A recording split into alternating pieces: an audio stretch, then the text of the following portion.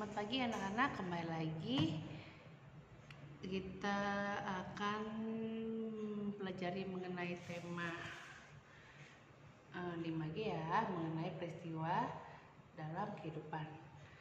Oke, semoga kalian semua dalam keadaan sehat dan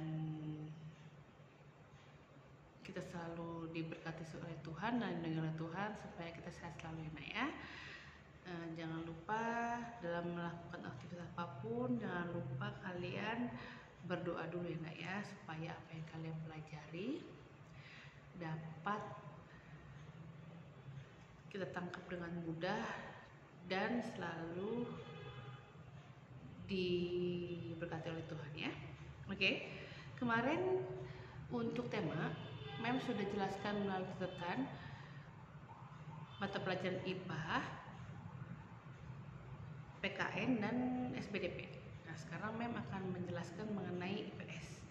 Sesuai dengan temanya di sini peristiwa dalam kehidupan. Nah, di sini IPS kita akan mempelajari mengenai peristiwa-peristiwa penting di negara kita ini ya. Yang pertama, proses kedatangan bangsa-bangsa Eropa di Indonesia. Nah, bagaimana pertama kali bangsa Eropa datang ke Indonesia adalah pertama kali adalah kedatangan bangsa Eropa itu karena latar belakangi beberapa faktor, yaitu direbutnya Konstantinopel sekarang menjadi negara Turki ya. Maksudnya gini, jadi Konstantinopel itu udah direbut. Kenapa direbutnya terus habis itu jadi menjajah Indonesia?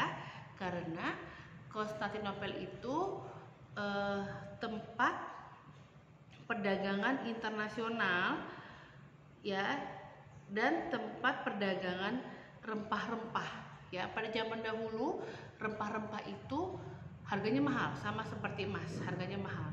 Nah, jadi pada zaman dahulu rempah-rempah itu kan dipakai untuk obat, untuk kecantikan. Nah, awalnya seperti itu.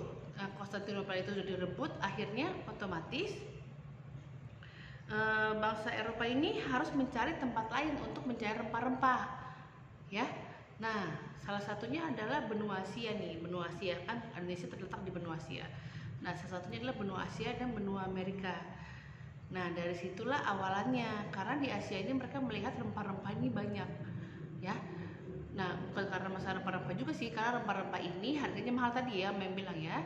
Jadi kalau dijual mahal, otomatis mereka harus cari rempah-rempah untuk dijual lagi dan mendapatkan uang gitu ya. Jadi awalnya seperti itu. Akhirnya mereka menelusuri benua Asia dan benua Amerika, karena setelah mereka telusuri, oh di sini nih banyak rempah-rempah gitu ya nak ya. Jadi awalnya sebelumnya itu karena akibat Konstantinopel dikuasai oleh Turki, bangsa-bangsa Eropa dilarang berdatangan dan berdagang di Konstantinopel. Nah, itu akhirnya bangsa Eropa mesti cari tempat nih untuk berdagang dan mencari rempah-rempah di mana. Nah, tadi seperti yang bilang, akhirnya mereka mencoba menelusuri benua Asia dan benua Amerika. Nah, karena kan Indonesia termasuk di benua Asia ya nak ya. Oke, bangsa Eropa yang berhasil mendarat di Nusantara atau di Indonesia adalah salah satunya bangsa Portugis, Spanyol, Belanda, dan Inggris. Nah, di buku di halaman 12 kamu bisa lihat, situ ada teks mengenai masa penjajahan bangsa Portugis di Indonesia, ada juga masa penjajahan bangsa Belanda di Indonesia. Tadi kan sebelumnya udah menjelasin ya alasan mengapa bangsa Eropa datang ke Nusantara ya. Nah, pada saat masa penjajahan bangsa Portugis di Indonesia, pertama kali itu dipimpin oleh Alfonso de Albuquerque ya. Nah, awalannya seperti biasa mereka adalah untuk bekerja sama untuk perdagangan rempah-rempah ya. Tadi kan udah menjelasin kenapa sih rempah-rempah, udah menjelasin ya sebelumnya ya. Nah, sebelumnya mereka itu mengadakan perjanjian dengan kerajaan Sunda ya, atau Pajajaran, kerajaan Sunda. Nah, akhirnya kerajaan Sunda ditaklukkan oleh kerajaan Demak. Nah, kerajaan Demak itu pada saat itu dipimpin oleh Fathahillah. Setelah terus dari Sunda Kelapa, Portugis lalu menjalin kerjasama dengan perdagangan rempah-rempah dengan Kesultanan Ternate di Maluku. Ya. Nah, kerjasama tersebut berakhir pada tahun 1575 setelah Sultan Babula berhasil mengusir bangsa Portugis dari Ternate. Jadi bangsa Portugis ini mengadakan perjanjian ya. Terus habis itu mereka diusir. Pertama awalnya dari kerajaan Sunda, habis itu diusir, habis itu kerajaan Demak, habis itu mereka pergi lagi ke kerajaan Ternate di Maluku, habis itu diusir lagi dari Ternate ya. Yang kedua adalah masa penjajahan bangsa Belanda di Indonesia ya. Pertama kali bangsa Belanda datang di bawah pemerintahan Cornelis de Houtman pada tahun 1595. Ya, awalnya datang ke Banten. Nah, tetapi di situ pasukan Belanda kasar ya. Jadi mereka tidak suka dan akhirnya diusir dari Banten. Setelah itu Belanda mengirimkan lagi ekspedisinya di bawah pimpinan J.V. van Eyck. Awalnya tadi kan si Cornelis de Houtman. Habis itu karena mereka diusir, dikirim lagi di bawah pimpinan J.V. van Eyck ya. Pada tahun 1598 sampai 1600. Nah, sampailah ke Banten dan Kepulauan Maluku ya. Akhirnya awal tadi kan masa Portugis diusir dari Kepulauan Maluku ya. Tadi memang udah jelasin kan. Terus habis itu di sini Belanda memonopoli perdagangan rempah-rempah. Nah, di situ Belanda membuat perusahaan-perusahaan kongsi dagang atau bisa dibilang VOC, Verenigde Oost-Indisch Compagnie atau VOC, berdiri pada tahun 20 Maret 1602. Ya. Jadi di sini Belanda sudah mulai menguasai nih, karena di sini Belanda kan tujuannya untuk menguasai kekuasaan alam, karena kan Indonesia berlimpah dengan rempah-rempah tadi ya. Jadi menguasai kekuasaan alam gunanya untuk memupuk kekayaan. Karena rempah-rempah itu kalau dijual tadi mahal ya nak ya. Terus habis itu akhirnya saya mau menguasai semuanya nih, ini bagus nih. Negara Indonesia bagus ini, rempah-rempahnya berlimpah. Akhirnya mereka bertujuan untuk memupuk kekayaan dan kemakmuran bagi negara atau negeri Belanda gitu ya. Makanya akhirnya dari situ terjadilah banyak perlawanan-perlawanan. Sedangkan bangsa Indonesia tidak suka diperlakukan seperti itu. Nah, itu jadi merugikan bangsa Indonesia dan menguntungkan satu pihak saja. Dan maka dari situ terjadilah perlawanan dan penjajahan Belanda dengan rakyat Indonesia. Nah, di halaman 20 kalian bisa perhatikan perlawanan bangsa Indonesia terhadap penjajahan bangsa Portugis dan Belanda. Di sini kalian bisa baca ya. Kalian bisa baca perlawanan bangsa Indonesia terhadap penjajahan bangsa Portugis. Yaitu perlawanan tadi di Ternate, perlawanan di Demak dan di Aceh. Semua situ ada ya, nanti kamu bisa baca ya nak ya. Tadi kan memang udah jelaskan sedikit, nanti kalian bisa baca. Jadi perlawanan terhadap bangsa Belanda di situ ada Sultan Agung dari Mataram, Sultan Iskandar Muda Aceh, Sultan Hasanuddin. Nah, di situ juga ditulis di mana, misalnya si Sultan Ageng Tirtayasa di Banten, Pastimura di Maluku ya. Jadi di sini penjajahan itu jadi menyeluruh, jadi di Indonesia, jadi di mana-mana ya. Ada di Aceh, ada di Mataram, ada yang di Banten, Maluku, itu di mana-mana ya nak ya. Jadi tetap tujuannya adalah memperkaya negara mereka dan jadi ingin menguasai Indonesia.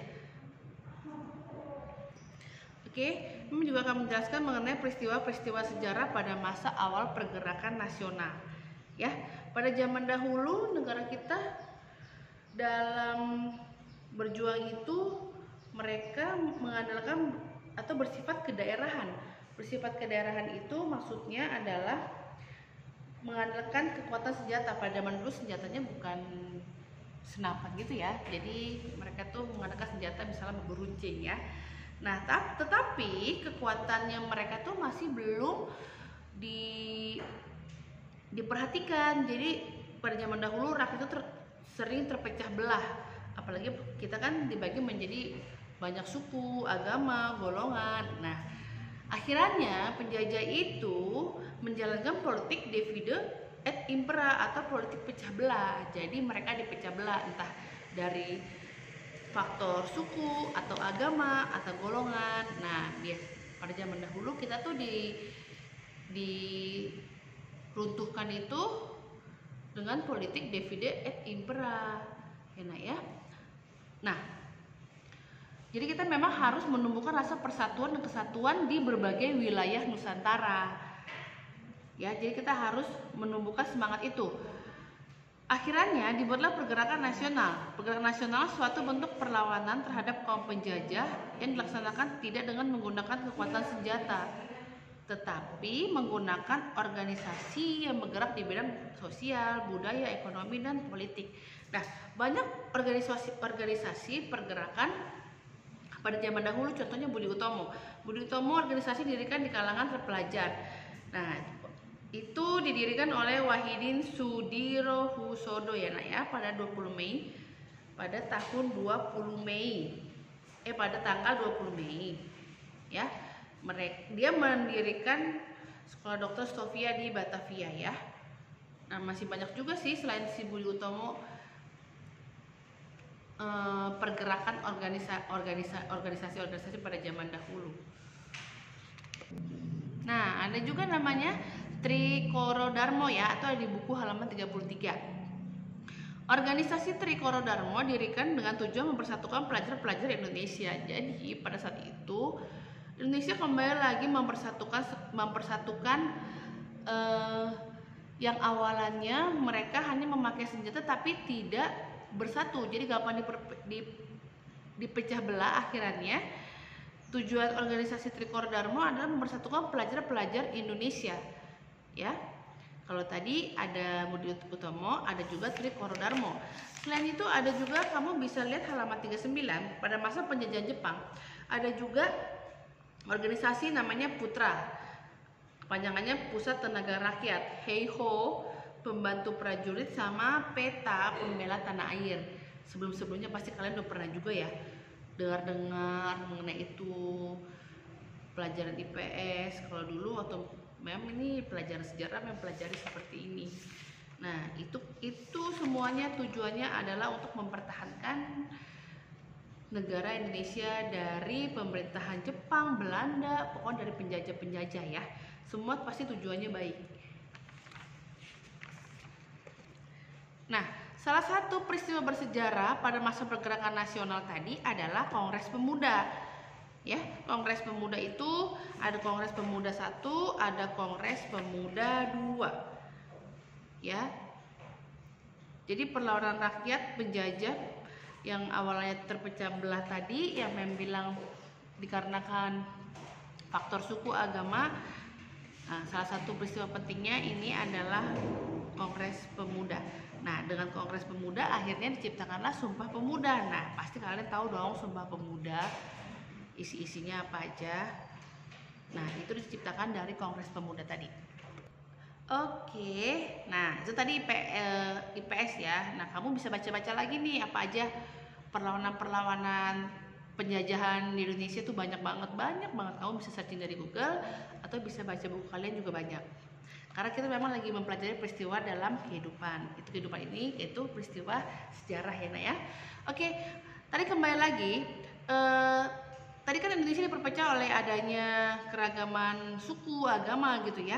Nah, kenapa sih terjadi keragaman budaya Indonesia? Yang pertama karena negara Indonesia termasuk negara kepulauan. Negara kita aja ada 34 provinsi, itu provinsi. Setiap provinsi punya dibagi-bagi lagi. Jadi banyak kebudayaannya, kayak misalnya kita kan kalau misalnya Sumatera Utara aja, Batak aja banyak ya, ada Batak Toba, ada Simalungun, ada Batak Karo, itu masih dibagi-bagi lagi ya. Nah, itu yang membuat kita keragaman budaya. Yang kedua, keberagaman suku, bangsa, dan ras. Suku kalian pasti tahu lah ya. Kalau ras itu sekelompok manusia dengan memiliki ciri fisik yang sama. Jadi ras itu bisa juga Negroid, Mongoloid, Kaukasid gitu. Maksudnya ada yang ras kulit hitam, ada yang kulit putih gitu ya. Sawo-sawo matang. Nah, itu ada di buku di halaman 22. Kamu bisa baca di tabel itu. Terus pengaruh kebudayaan luar juga mempengaruhi terjadinya keragaman budaya ya. Jadi keragaman dari luar itu karena sempat juga negara kita dijajah. Nah, pasti ada juga pengaruh dari budaya luar ya. Terus Karakteristik suku-suku bangsa Indonesia, suku bangsa mempunyai karakter masing-masing ya. Ada perbedaan bahasa, perbedaan ciri fisik. Nah, biasanya kalau misalnya kita, misalnya kayak Mem nih ya, misalnya Mem nih dari Sumatera biasanya kulitnya sawo-sawo matang gitu ya. Terus perbedaan adat istiadat. Nah, setiap tempat punya adat masing-masing. Mem udah jelaskan, setiap tempat punya adat masing-masing. Jadi itu tidak boleh menjelekkan adat seseorang. Misalnya adat kamu aneh deh, ya jangan ya Nak ya. Setiap tempat punya adat masing-masing, jadi kalian tidak boleh menjelek-jelekan adat teman kamu, orang yang berbeda sama kamu tuh nggak boleh. Ya memang itu adat mereka, gitu ya. Oke, sepertinya untuk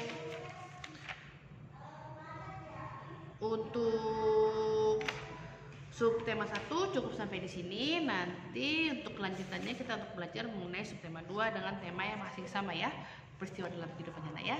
Oke, sampai di sini. Kalau misalnya kalian ada yang belum paham, bisa diputar lagi video dari Mem. Bukunya bisa dibaca lagi, bisa di googling dari Google juga, itu banyak banget ya.